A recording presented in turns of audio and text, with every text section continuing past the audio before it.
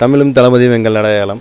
கோவை வடக்கு மாவட்டம் கவுண்டம்பாளையம் தொகுதி 16வது வார்டு கார்த்திக் மற்றும் அவர்கள் நண்பர்களின் ஏற்பாட்டின் கீழ் தமிழக வெற்றி கழகத்தின் தலையாய கடமையாக கருதி கொண்டிருக்கும் தளபதியின் தம்பிகளின் உழைப்பால் தமிழகத்தில் பல ஆயிரம் பகுதிக்கு மேல் நடைபெற்று கொண்டிருக்கும் சிறப்பான தளபதியின் திட்டமான தளபதியின் ரொட்டிப்பால் முட்டை திட்டம் என்று 16வது வட்ட நண்பர்கள் ஏற்பாட்டின் கீழ் இன்று சிறப்பான முறையில் தொடங்கப்பட்டிருக்கின்றது.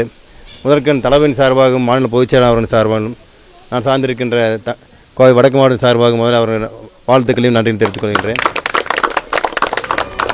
ஐயா காமராஜர் ஐயா அவர்களின் 122வது பிறந்த நாளை முன்னிட்டு கல்வி கண் திறந்த இன்று கவுண்டம்பாளையம் தொகுதி 16வது வார்டில் கார்த்திக் மற்றும் அவர்கள் நண்பர் ஏற்பாடு இன்று விலையில்லா ரொட்டிப்பால் முட்டை திட்டமும் மற்றும் பள்ளி மாணவ மாணவிகளுக்கு விலையில்லா நோட்டு புத்தகங்கள் மற்றும் எழுதுகோல் வழங்கும் நிகழ்ச்சி இன்று சிறப்பான முறையில் நடைபெற்றது. இந்த நிகழ்ச்சியை ஏற்பாடு செய்திருந்த நண்பர் கார்த்தி மற்றும் அவர்கள் நண்பர்களுக்கும் மகளிரை சேர்ந்த தோழி அவர்களுக்கும் மற்றும் என்னுடன் இந்த நிகழ்ச்சிக்கு வந்திருந்த என்னுடைய கோவை வடக்கு மாவட்ட செயலாளர் நண்பர் ராஜ்குமார் அவர்களுக்கும் வடக்கு தொகுதி பொறுப்பாளர் நண்பர் மது அவர்களுக்கும் கோவை கவுண்டம்பாளையம் தொகுதி பொறுப்பாளர் நண்பர் மூர்த்தி அவர்களுக்கும்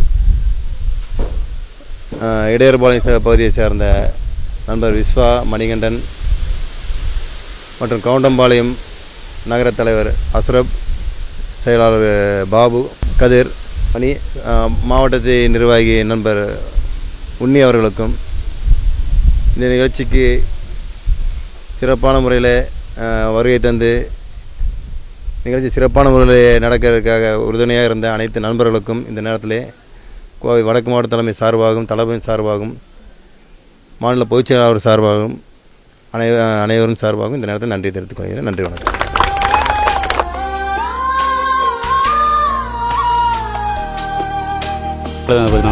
ஜூலை 26 தமிழக வெற்றி கழகத்துடைய கொடி ரிலீஸ் பண்ண போகிறதா சொல்ல வருதுண்ணா. எந்தளவுக்கு உண்மை?